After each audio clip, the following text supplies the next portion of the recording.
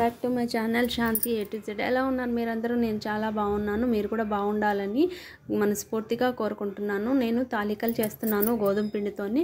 రేపే వినాయక చవితి, అందుకని నేను ఈరోజు ముందు రోజు రాత్రికి చేసి పెట్టుకుంటున్నాను.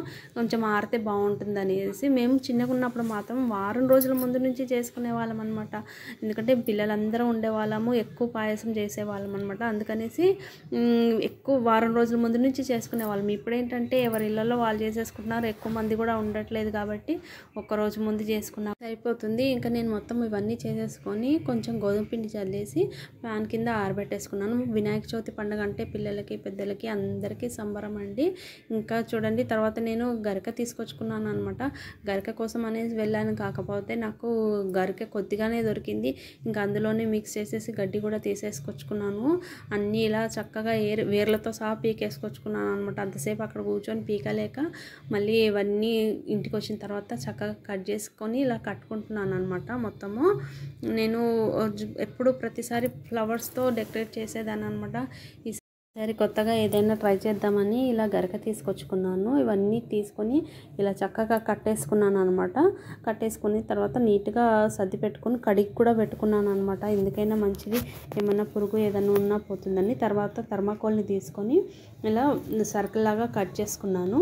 కట్ చేసుకొని ఇందులో టూత్ పిక్స్ కుచ్చేసి దీనికి థర్మాకోల్లోకి ఇలా తోసేసాను అనమాట. చాలా ఈజీగా పోయింది. చూడడానికి కూడా చాలా మంచిగా అనిపించింది అనమాట. నేను ఎప్పుడు ఏదైనా కొత్తగా చేయడానికి ప్రయత్నం చేస్తూ ఉంటాను అనమాట. అంటే ఈ ఇయర్ చేసింది నెక్స్ట్ ఇయర్ చేయొద్దు, నెక్స్ట్ ఇయర్ చేసింది ఇంకో ఇయర్ చేయొద్దు, అలా అనేసి ఎప్పుడు ఆలోచిస్తాను. ఎప్పుడు ఎక్కువగా ఫ్లవర్స్తో చేసేదాన్ని అనమాట. ఫ్లవర్స్ని చాలా రకాలుగా తీసుకొచ్చి చాలా రకాలుగా డెకరేషన్ చేశాను అనమాట. ఈసారి కొత్తగా కూడా ట్రై చేద్దామనేసి ఇంకా గరికని తీసుకొచ్చుకొని ఇలా ప్రయత్నం చేశాను. అది మొత్తం చుట్టూ పెట్టిన తర్వాత మాత్రం చాలా అంటే చాలా అందంగా అనిపించింది. తర్వాత నేను తమలపాకులు ఫ్లవర్స్తో ఇలా చక్కగా సెట్ చేసేసుకున్నాను. నేను డెకరేట్ చేశాను, చాలా అందంగా అనిపిస్తుంది చూడండి. ఫెవికోల్తో ఇంకొక సర్కిల్ చేసుకున్నాను. దాంట్లో ఫెవికోల్ పెడుతున్నాను. ఇలా రౌండ్గా పెట్టేసుకొని తర్వాత అందులో గరక సన్నగా కట్ చేసుకొని వేసుకుంటున్నాను. వేసుకొని తర్వాత ఫస్ట్ గరక వేసిన తర్వాత మళ్ళీ ఫ్లవర్స్ వేసుకున్నాను. అలా మొత్తం సర్కిల్ మొత్తం అలా వేసుకున్నాను. ఈ సర్కిల్ ఇలా చేసేటప్పుడు మనము ఫెవికోల్ని పెట్టిన వెంబటే ఈ ఫ్లవర్స్ అన్ని వేస్తే మళ్ళీ మన చేతికి అంటుకుంటుంది అనమాట మొత్తము. అలా కాకుండా ఫెవికోల్ని మొత్తం పెట్టేసిన తర్వాత కొంచెం ఆరనిచ్చిన తర్వాత ఈ ఫ్లవర్స్ అన్నీ వేసి మనము అద్దామనుకోండి చక్కగా అతుక్కుంటాయి. అలా ఇలా మొత్తం సెట్ చేసుకున్నాను. తర్వాత లాస్ట్లో రోజ్ పెటల్స్తోని ఇలా ఒక్కొక్కటి పెట్టుకున్నాను. చాలా అందంగా అనిపించింది ఇది కూడా.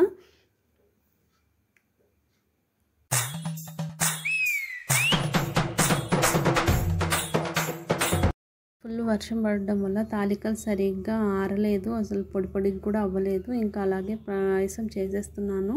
తర్వాత వడలు, గారెలు, గుగ్గిలు అన్నీ రెడీ చేసుకోవాలి. ప్రసాదం రెడీ అయిపోయిందంటే ఇంకా పూజ మొదలు పెట్టవచ్చు. పాయసం అయితే రెడీ అయిపోయింది. ఇంకా కాజు, బాదాం, కిస్మిస్ ముందే ఫ్రై చేసి పెట్టుకున్నాను, అవన్నీ కూడా వేసేస్తున్నాను.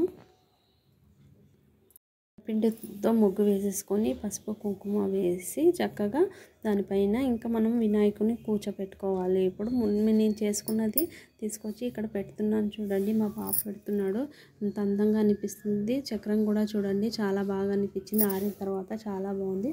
నేను ఇలా డెకరేషన్ చేసి పెట్టుకున్నాను అనమాట. తర్వాత మా వారి వినాయకుని తీసుకొచ్చి కూర్చోపెట్టారు.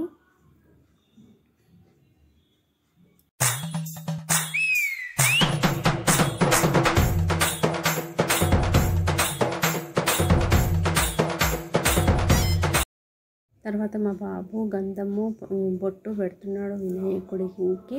ఈసారి మొత్తం పూజ మా బాబే చేశాడనమాట. మొత్తం 2 hours కూర్చున్నాడు పూజ ముందర. చాలాసేపు కూర్చున్నాడు. ఫస్ట్ టైం ఓపికతో ఇంతసేపు కూర్చొని మరీ పూజ చేశాడనమాట. ఎంత బాగా కూర్చున్నాడు చూడండి. లాస్ట్లో వచ్చే 1 hour వరకు చక్కగా కూర్చున్నాడు. తర్వాత మాత్రం అంతా ఓపిక చచ్చిపోయింది. పడుకొని లేచి అలా కూర్చొని అమ్మ అయ్యా అంటూ పూజ మాత్రం కంప్లీట్ చేశాడండి.